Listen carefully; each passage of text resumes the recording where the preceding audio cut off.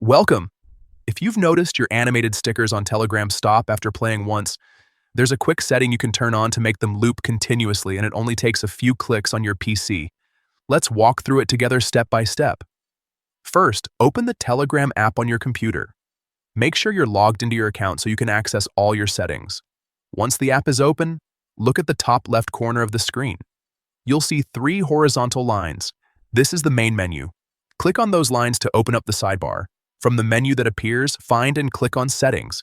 This is where you can customize how Telegram looks and behaves.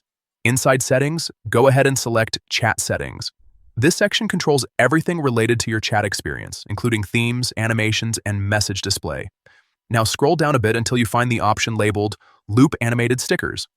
Once you see it, simply toggle it on. And that's it. From now on, whenever you send or receive animated stickers, they'll keep looping automatically instead of stopping after one play.